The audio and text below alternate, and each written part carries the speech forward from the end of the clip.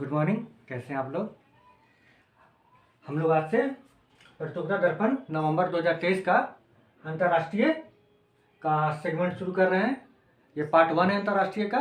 इसमें 5 टॉपिक हम लोग आज डिस्कस करेंगे। ठीक है, चलिए चालू करते हैं। G20 शिखर सम्मेलन का नई दिल्ली में सफल आयोजन, है ना। जैसा कि हम लोग बहुत बार पढ़ चुके हैं पिछला महीना के मैगजीन में भी कि G20 का शिखर सम्मेलन का जो मीटिंग हुआ है कहाँ हुआ? दिल्ली में हुआ है। कैवा मीटिंग था? 18वां मीटिंग था, है ना। इसके बारे में कुछ महत्वपूर्ण फैक्ट हम लोग जान जाते हैं। देखिए, ये G20 का मीटिंग जो हुआ कहाँ हुआ है? दिल्ली में हुआ। कैवा मीटिंग था? ये 18वां था, ठीक है ना। 18वां मीटिंग था। इसमें कुल 19 देश है प्लस यूरोपियन यूनियन है ना। और एक नया अफ्रीकन यूनियन शामिल हो चुका है इसमें। अफ्रीकन यूनियन ये भी इसका सदस्य बन चुका है। अब इसका सदस्य बन चुका है। इसका मतलब कितना हो जाएगा? G21 हो जाएगा, ठीक है ना। नेक्स्ट बार से G21 हो जाएगा, ठीक है। ये हो गया। इसका थीम क्या था? थीम पता है आपको? वसुधैव कुटुंबकम,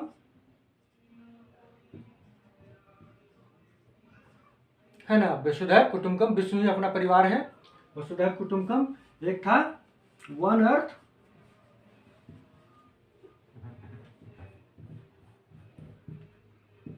दूसरा था वन अर्थ वन फैमिली और वन फ्यूचर।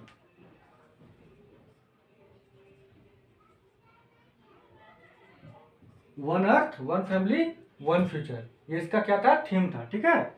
और इसमें क्या हुआ है? मेन बात, इसमें 83 सूत्री एजेंडा को या फिर बिंदुओं को क्या किया गया है? इस पर किया गया है साझा घोषणा पत्र।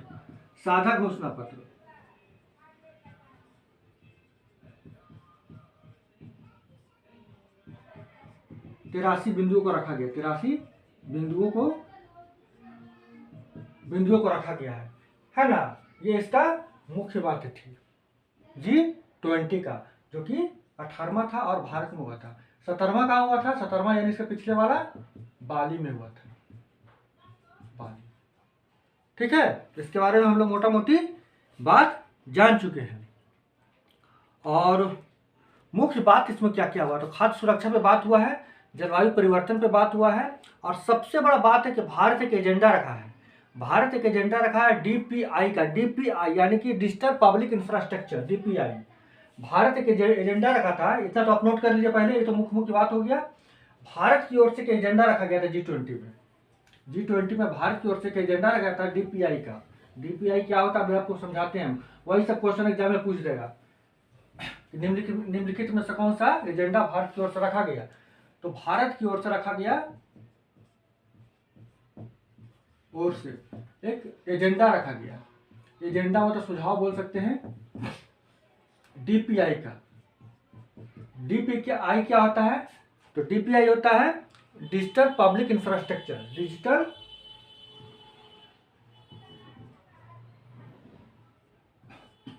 Public infrastructure. ये होता क्या है? एक्चुअली भारत का मानना है, अपना एजेंडा में बताया भारत, कि जितने भी देश नहीं विश्व के निर्धन देश हैं और गरीब देश हैं, जो आर्थिक रूप से गरीब हैं, उनको आर्थिक सबलता प्रदान करने के लिए, यानी आर्थिक उन्नति प्रदान करने के लिए, है ना, एक DPI यानी डिजिटल पब्लिक इंफ्रास्ट्रक्चर कार्यक्रम चलाया जाए, जिसके तहत वित्तीय समावेशन किया जाएगा। यानी ये क्या करेगा? गरीब और निर्धन देशों के लिए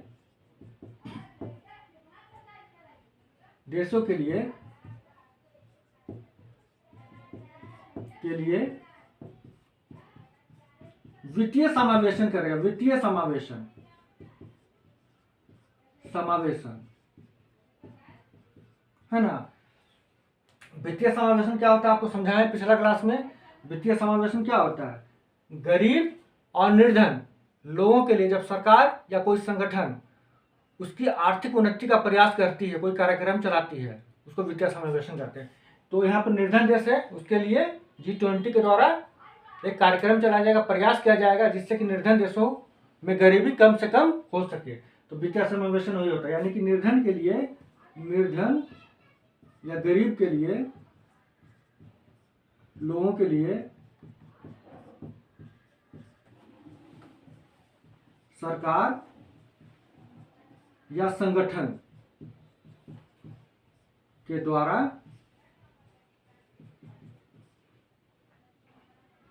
गरीबी दूर करने का प्रयास करना, करने का प्रयास करना, ठीक है ना। वित्तीय समावेशन ये मेंस में भी बहुत इंपॉर्टेंट हो सकता है। वित्तीय समावेशन क्या होता है, भारत इसके लिए क्या प्रयास कर रहा है, जिसमें आप जनधन योजना का भी नाम दे सकते हैं। तो ये वित्तीय समावेशन का मतलब समझ जाइए, क्योंकि बुक में जस्ट प्रतियोगिता दर्पण में वित्तीय समावेशन वर्ड दे दिया, लेकिन मतलब तो आप नहीं समझ पाइएगा। मतलब आपको यहाँ पे समझ लेना है, ठीक है, ताकि आसानी से आप बातों को समझ जाइए। तो इसको मान लिया गया है, इस DPI का एजेंडा को सभी देशों ने, G20 के देशों ने मान लिया कि हाँ ये सब काम हम लोग करेंगे, ताकि निर्धन लोगों का निर्धनता दूर हो सके, निर्धन गरीब देशों का निर्धनता दूर हो सके, ठीक है। तो ये तो हो चुका है। इसके साथ साथ G20 की मीटिंग के साथ साथ भारत और अमेरिका कुछ अलग मीटिंग भी किया, मतलब उसी समय 9 से 10 सितंबर के बीच में हुआ। आपको तो पता ही है कि 9 से 10 सितंबर 2023 में ये मीटिंग हुआ है। तो इस मीटिंग के दौरान ही भारत अमेरिका एक अलग से मीटिंग कर लिया है ना, अलग से मीटिंग कर लेता है, क्योंकि अलग अलग देशों का लोग आता है, तो अगर वो चाहता है तो अलग से भी मीटिंग कर सकता है। तो भारत अमेरिका अलग से मीटिंग किया है, और उस मीटिंग में क्या किया है, उस मीटिंग में वो आपका IMPEC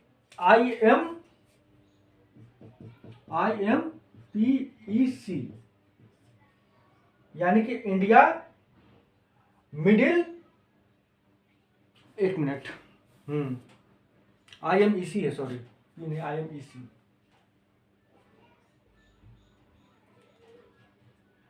India middle east Europe corridor, India middle Europe east Europe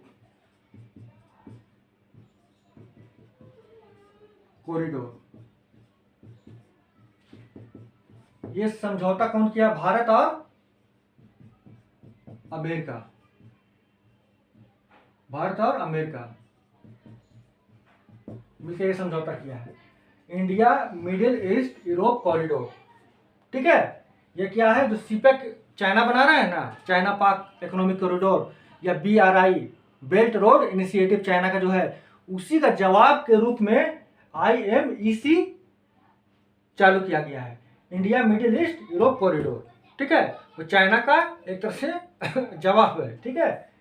तो ये एक इनिशिएटिव चालू किया गया है अमेरिका और भारत के साथ, अमेरिका और भारत मिलकर एक इनिशिएटिव चालू किया, ये वाला IMEC का, ठीक है, क्लियर, ठीक है। आगे बढ़ते हम लोग, ये हो गया G20 के बारे में।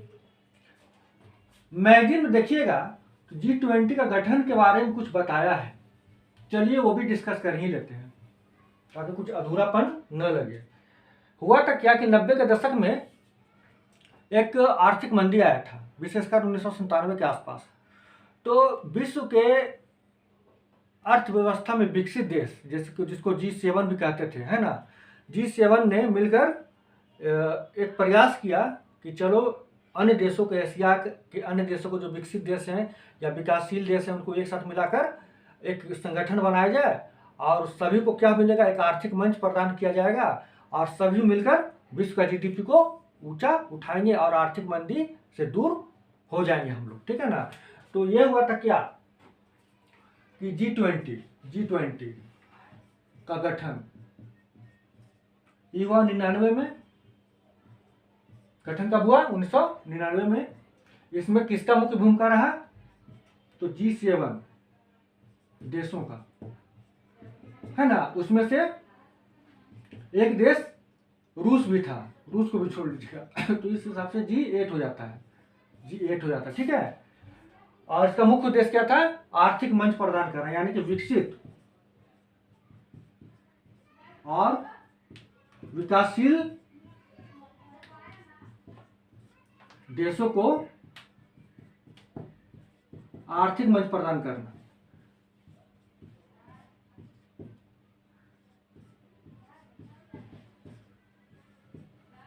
यानी ये सभी देश मिलकर आपस में व्यापार करेंगे और जो इकोनॉमिक स्लो डाउन था उससे अर्थव्यवस्था को बाहर निकालने का प्रयास करेंगे। यही इसका मुख्य काम था। आपका 2008 के पहले तक 99 में तो गठन हुआ, 99 में तो गठन ही हुआ G20 का, लेकिन 2008 के पहले इसमें कौन भाग लेता था? इसमें केवल सदस्य देशों का वित्त मंत्री और केंद्रीय बैंक का गवर्नर भाग लेते थे। यानी 2008 के पहले, 2008 के पहले तक, ये पहले तक कौन लेते थे? तो वित्त मंत्री, सदस्य देशों का वित्त मंत्री प्लस केंद्रीय बैंक का गवर्नर, केंद्रीय बैंक का गवर्नर, ठीक है ना। लेकिन 2008 के बाद क्या हो गया? 2008 के बाद कि सदस्य देशों का जो राष्ट्र प्रमुख होते हैं या शासनाध्यक्ष होते हैं वो भी हिस्सा लेने लगे, जिसको शिखर सम्मेलन कहा गया है, ठीक है ना। जैसे आप मोदी भाग लिए, रूस की तरफ से पुतिन भाग लिए, चीन की तरफ से जिनपिंग भाग लिए, आपका अमेरिका तरफ से जो बाइडेन भाग ले लिया, है ना। तो ये सब क्या है? अपना अपना देश का राष्ट्र प्रमुख है। तो वो शिखर सम्मेलन होने लगा 2008 के बाद। लेकिन उसके पहले क्या होता था? केवल मंत्री स्तरीय, वो भी वित्त मंत्री और केंद्रीय बैंक के गवर्नर ही मीटिंग में भाग लेते थे, ठीक है ना। 2008 के बाद शासनाध्यक्ष या राष्ट्र प्रमुख भी भाग लेने लगे। इसका मुख्य कारण तो आपका उद्देश्य तो बता ही दिए कि विकसित और विकासशील देशों को आर्थिक मंच प्रदान करना है। इसमें कुल कितने देश हैं? याद है ना? कुल कितने देश हैं? टोटल 19 देश और 2 संघ बन जाएगा, एक यूरोपियन यूनियन, एक अफ्रीकन यूनियन। तो कौन कौन देश है? पहला आप अगर मैप देखिए तो आप एटलस या मैप देखते तो देखिए आपका उत्तरी अमेरिका में 3 देश, कनाडा, USA, मैक्सिको। दक्षिण अमेरिका आ जाइए तो आपका ब्राजील, अर्जेंटीना, ठीक है। फिर आ जाइए आप यूरोप में चल जाइए, यूरोप में कौन कौन हो जाएगा? तो आपका फ्रांस, ब्रिटेन, इटली, जर्मनी, ठीक है। उसके बगल में चल जाइए, तुर्की है, तुर्की मुस्लिम कंट्री है, उसके साथ और एक मुस्लिम कंट्री रख लीजिए, सऊदी अरबिया को, ठीक है। उसके बाद अफ्रीकन कंट्री में आ जाइए तो हो जाएगा कौन?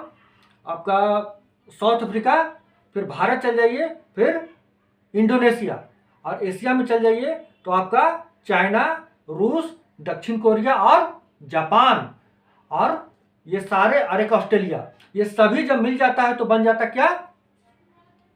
G20 का देश, ठीक है। उसमें से एक यूरोपियन यूनियन रहता है और दूसरा कौन रहता है? अफ्रीकन यूनियन, ठीक है। चलिए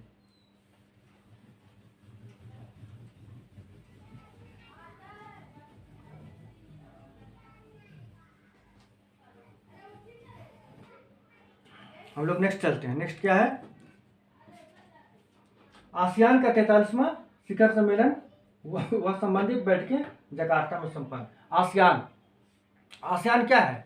ये दक्षिण पूर्वी एशिया का 10 देशों का संगठन है। दक्षिण पूर्वी एशिया के 10 देशों का संगठन है। इसको कैसे याद रखेंगे? तो जैसे मान लीजिए कि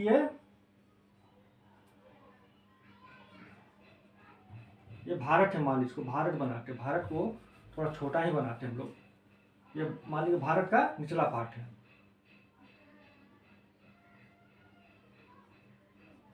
इस टाइप से मान लीजिए।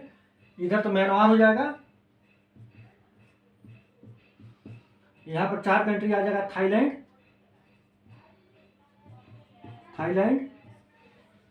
कंबोडिया,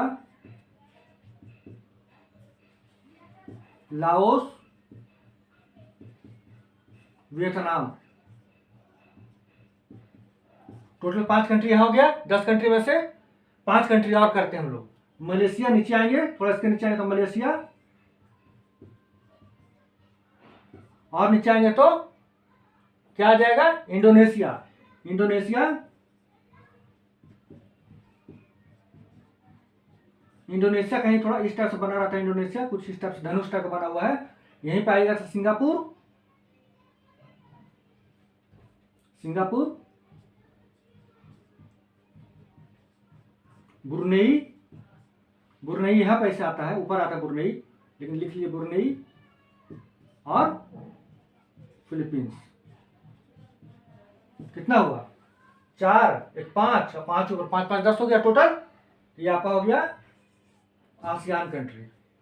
इसी का मीटिंग होता है, ठीक है ना। आसियान का 43वां शिखर सम्मेलन कहाँ हुआ है, जकार्ता में हुआ। जकार्ता कहाँ है, इंडोनेशिया में, ठीक है। चलिए, इसमें और मुख्य बात क्या है कि इसमें आपका तिमोर को शामिल किया गया, तिमोर को शामिल किया गया है। यानी आसियान में जो अभी 10 कंट्री का संगठन है, उसमें तिमोर लेस्टे को शामिल कर लिया गया। यानी आसियान में, आसियान का मीटिंग कहाँ हुआ है, ये तो जकार्ता में हुआ, ठीक है भाई, जकार्ता। इसमें शामिल कर लिया किसको, तिमोर लेस्टे, एक देश है, इसको भी अब शामिल कर लिया गया है। तो अब 11 के 10 के जगह पर क्या हो जाएगा, 11 हो जाएगा। अब देखिए एक और बात कि जब आसियान का मीटिंग होता है, तो आसियान का जब मीटिंग होता है तो उसके साथ साथ उसी का तत्वाधान में 3 मीटिंग और होता है। उसको कहते हैं भारत आसियान। एक होता है, तो आसियान का 10 देशों का हो गया, 10 देशों का मीटिंग हो गया। उसी के तत्वाधान में एक और मीटिंग होती है, उसको कहते हैं ASEAN Bharat, ASEAN plus Bharat. देखिए, भारत तो आसियान का सदस्य नहीं है, लेकिन भारत आसियान का वार्ता साझेदार है, डायलॉग पार्टनर है। तो आसियान के 10 कंट्री के साथ भारत अकेला की बात करता है ना। दूसरा, आसियान प्लस थ्री, ये 3 कंट्री कौन है, एक है चीन, दक्षिण कोरिया, और हो जाए जापान, ठीक है ना। तो आसियान प्लस 3 का एक मीटिंग होता है। एक होता क्या, तीसरा पूर्वी एशियाई शिखर सम्मेलन, तीसरा होता पूर्वी एशियाई शिखर सम्मेलन।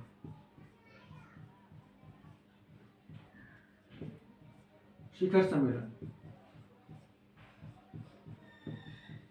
समझ गए बातों को। एक तो आसियान अपना मीटिंग कर लिया, लेकिन जब मीटिंग होता है तो उसी मीटिंग के दौरान 10 कंट्री तो अपना मीटिंग कर लिया है, लेकिन उसी मीटिंग के दौरान 3 मीटिंग और अलग अलग होता है, सेपरेट। एक को कहते हैं आसियान प्लस भारत, यानी कि 10 देश रहेगा आसियान का, और भारत अकेला मीटिंग करेगा, और आपस में जो भी तय तमन्ना करना होगा, कैसे साझेदारी करना है, उसका अपना बात करेगा।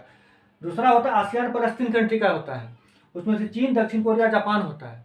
तीसरा मीटिंग होता है पूर्वी एशियाई शिखर सम्मेलन, है ना। इसमें कौन कौन देश होता है, तो इसमें देखिए, इसमें कौन कौन देश होता है। इसमें तो पहले आसियान कंट्री का 10 देश हो जाएगा, अभी बताएं, आसियान कंट्री का 10 देश का नाम बता दिए आपको। आसियान का 10 देश प्लस भारत प्लस ये 3 कंट्री, प्लस 3 कंट्री, ये 3 कंट्री यानी चीन, दक्षिण कोरिया और जापान, है ना। प्लस 4 कंट्री और कौन, एक हो जाएगा ऑस्ट्रेलिया, एक हो जाएगा ऑस्ट्रेलिया। दूसरा कौन, न्यूजीलैंड। तीसरा कौन, ऑस्ट्रेलिया, न्यूजीलैंड, अमेरिका। चौथा कौन, रूस। ये 4 कंट्री, यानी कि ये सारे मिलके क्या बनाते हैं, पूर्वी एशियाई शिखर सम्मेलन का मीटिंग में भाग लेते हैं सभी के सभी। पूर्वी एशियाई शिखर सम्मेलन की मीटिंग में इतना देश भाग लेते हैं। आसियान के 10 कंट्री प्लस भारत प्लस 3 देश, 3 देश में कौन, तो चीन, दक्षिण कोरिया, जापान, प्लस 4 कंट्री और ऑस्ट्रेलिया, न्यूजीलैंड, अमेरिका और रूस। क्लियर। तो ये आपका आसियान से संबंधित जितने भी फैक्ट हम लोग अभी क्लियर कर लिए। चलिए आगे बढ़ते हैं।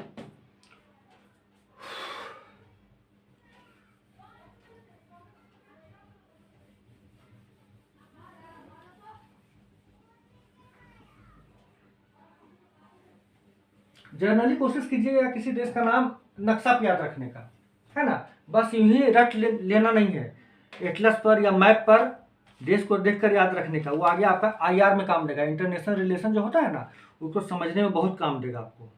ठीक है, आगे बढ़ते हैं। आगे क्या है, तो आसियान भारत का 20वां शिखर सम्मेलन, आसियान भारत का। देखिए अभी जैसा कि हम लोग बात ही कर रहे थे कि आसियान का जब मीटिंग होता है तो आसियान का 10 कंट्री तो आपस में बात करता ही करता है, लेकिन 3 मीटिंग और होता है, उसमें से एक मीटिंग क्या होता है, आसियान प्लस भारत का, उसी के बारे में बता रहा है। आसियान भारत का 20वां शिखर सम्मेलन, उसी के बारे में बात कर रहे हैं, आसियान भारत का 20वां शिखर सम्मेलन।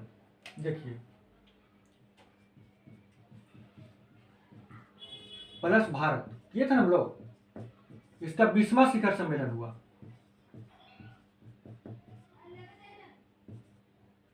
बीसवां शिखर सम्मेलन,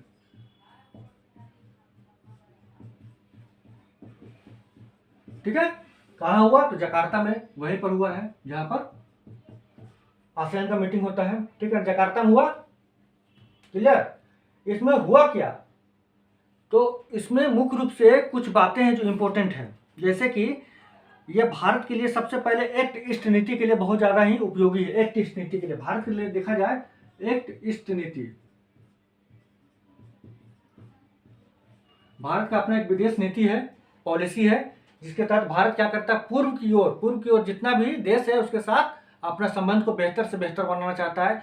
इसका मुख्य कारण है कि भारत आपका हिंद प्रशांत क्षेत्र में भी अपना वर्चस्व को या दबदबा को या अपना उपस्थिति को बनाए रखना चाहता है, और चीन का जो वर्चस्ववादी नीति है, जो साम्राज्यवादी नीति है, उसको रोकना भी चाहता है। इसलिए पूर्वी देशों के साथ संबंध बनाना भारत के लिए बहुत ही ज्यादा इंपॉर्टेंट है। तो ये आपको एक्ट ईस्ट नीति वही है, एक्ट ईस्ट नीति को पूरा करता है, समझे ना बात को। दूसरा क्या है कि भारत आसियान भारत कोष बना रहा है, आसियान भारत कोष, आसियान भारत कोष, एक कोष यानी फंड, है ना, यानी आसियान भारत कोष बनाने पे एक जोर दे रहा भारत, ताकि उस कोष से आसियान भारत को मदद मिल सके। किस लिए, तो डिजिटल फ्यूचर के लिए, डिजिटल भविष्य के लिए, आने वाला समय डिजिटल होने वाला है ना, तो डिजिटल कार्यों के लिए, डिजिटल भविष्य के लिए, डिजिटल भविष्य के लिए एक कोष बनाना चाहता है, कौन, भारत और आसियान मिलकर। यह भारत की तरफ से प्रस्ताव दिया गया है। तीसरा क्या है, मुक्त व्यापार, यानी भारत और आसियान चाहता है कि मुक्त व्यापार हो, है ना, लेकिन भारत इसलिए समीक्षा करना चाहता है कि कैसे कैसे क्या क्या प्रावधान हो मुक्त व्यापार में। तो इसके लिए तीसरा क्या है कि मुक्त व्यापार, यानी भारत और आसियान मिलकर मुक्त व्यापार जो करेगा। मुक्त व्यापार क्या होता है कि भारत का कोई भी प्रोडक्ट आसियान कंट्री में जाएगा या आसियान कंट्री का कोई प्रोडक्ट भारत में आएगा, तो उसमें बहुत ज़्यादा रोक टोक का गुंजाइश नहीं रहेगा, है ना, नियमों में बहुत ज़्यादा ढील दिया जाएगा, टैक्स में बहुत ज़्यादा रियायत दिया जाएगा, है ना, तो मुक्त व्यापार हो जाता है। ठीक है, तो आसियान कंट्री का भारत चाहता है कि मुक्त व्यापार हो, लेकिन इसके लिए भारत क्या चाहता है कि हम समीक्षा भी करेंगे, इसका तुरंत अभी सहमति नहीं दे रहे हैं, लेकिन समीक्षा से करेंगे, समीक्षा करेगा भारत। तो बस यही मेन बात याद रखना है कि 20वां शिखर सम्मेलन हुआ है भारत और आसियान का, जकार्ता में हुआ है, एक टेस्ट नीति के लिए बहुत इंपॉर्टेंट है। आसियान भारत कोष एक बनेगा जिसमें डिजिटल भविष्य का लिए हेतु काम किया जाएगा, मुक्त व्यापार का भारत समीक्षा करेगा।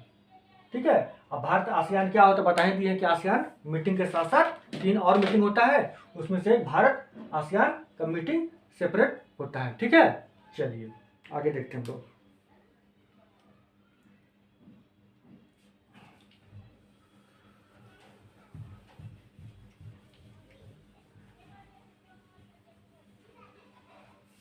देखिए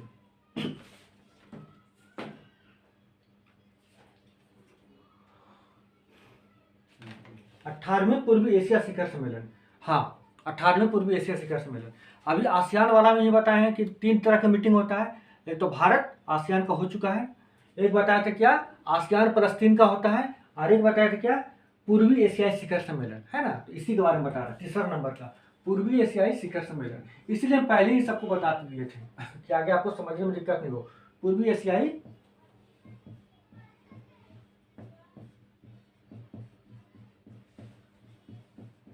शिखर सम्मेलन ये कहाँ पर हुआ? तो ऑब्वियसली जकार्ता में होगा, जहां पर आसियान का मीटिंग हो रहा है। कैमा नंबर का था ये? तो 18वां नंबर का था। कितने देश भागीदार होते हैं पता है आपको? आसियान कंट्री का 10 देश रहेंगे, आसियान का 10 देश रहेंगे, 10 देश रहेंगे, प्लस भारत तो रहेगा ही, प्लस 3 देश और रहेगा। ये 3 देश कौन रहेगा? चीन, दक्षिण कोरिया और जापान। फिर 4 देश और रहेगा। वो 4 देश कौन रहेगा? ऑस्ट्रेलिया, न्यूजीलैंड, रूस, अमेरिका। क्लियर? कोई दिक्कत? कोई दिक्कत नहीं, एकदम पहले हम लोग चर्चा कर चुके हैं। अब आराम से सब कुछ समझ में आएगा। तो पहले तो ये समझ गए कि पूर्वी एशियाई शिखर सम्मेलन कहाँ हुआ? जकार्ता में 18वां था। क्या होता है? तो आसियान मीटिंग के साथ ही इसको भी निपटा दिया जाता है। ठीक है ना? इतने देश इसमें भाग लेते हैं। तो इसमें बात क्या हुआ मुख्य रूप से? ठीक है, ये सब तो हो गया, लेकिन बात क्या हुआ? बात मुख्य रूप से हुआ है हिंद प्रशांत महासागर पर। हिंद प्रशांत महासागर का बात जो था, जो टॉपिक था, बहुत ही ज़्यादा गर्मा गर्मी का विषय रहा। और भारत चाहता है कि जो यूनाइटेड नेशन का जो समुद्री कानून है वो हिंद महासागर पर लागू हो, क्योंकि हिंद प्रशांत क्षेत्र में चाइना क्या कर रहा है कि दबदबा बढ़ा रहा है। दक्षिण चीन सागर को तो अपना ही समझता है। वो तो कहता है कि दक्षिण चीन सागर में चीन शब्द लगा हुआ है, इसलिए वो सागर पूरा अपना है।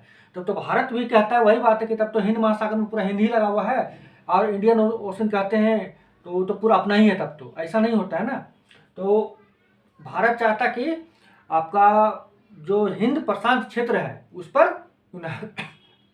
यूनाइटेड नेशन का समुद्री कानून लागू हो, और अन्य दूसरा भी अंतर्राष्ट्रीय कानून है वो सभी लागू हो, ताकि किसी का वर्चस्ववादी नीति काम नहीं कर सके, साम्राज्यवादी नीति काम नहीं कर सके, और विशेषकर चीन पर अंकुश लगाया जा सके। ठीक है ना?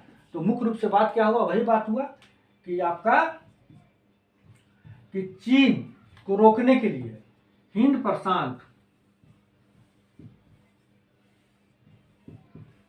क्षेत्र, हिंद प्रशांत क्षेत्र में तो सागर का बात कर रहे हैं, क्षेत्र चर्चा का विषय रहा, चर्चा का विषय रहा। ठीक है ना? अब भारत क्या चाहता कि समुद्री कानून, यूनाइटेड नेशन का समुद्री कानून लागू हो। बस यही था मुख्य रूप से, है ना? मुख्य रूप से यही था। आगे देखते हैं हम लोग।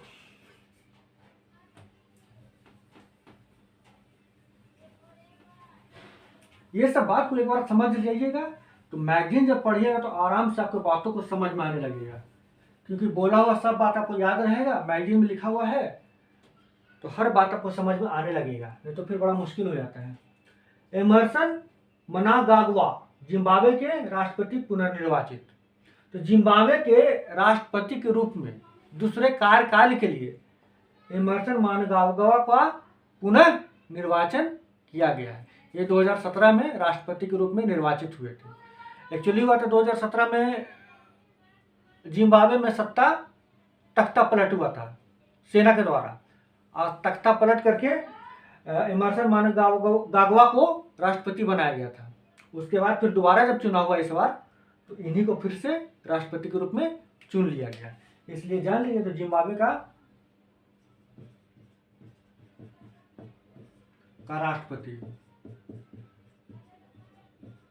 राष्ट्रपति कौन बने हैं?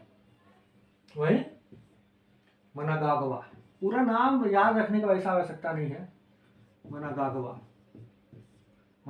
बने। ये कब से बने हुए थे? 2017 में पहली बार बने थे, है ना? पहली बार ये बने थे। इनका पार्टी का नाम क्या है? जानु पीएफ। ठीक है, जानु पीएफ पार्टी। पूछ देगा, बहुत ज्यादा इंपॉर्टेंट है, लेकिन फिर भी जान ले लीजिए। जानु पीएफ पार्टी इनका पहली बार 2017 बने थे, और इस बार पुनः इनका निर्वाचन किया गया है। तो इस प्रकार दोस्तों आज हम लोगों ने 5 टॉपिक का अच्छा से डिटेलिंग देख लिया, एक्सप्लेनेशन देख लिया, बातों को समझ लिया। अब इसको आराम से आप मैगजीन में पढ़िएगा, सब कुछ समझ में आएगा। कोई दिक्कत होगा तो आप कमेंट कर सकते हैं, है ना? कोई दिक्कत नहीं। और नेक्स्ट बार फिर हम लोग मिलते हैं अगला टॉपिक के साथ। तब तक के लिए नमस्कार।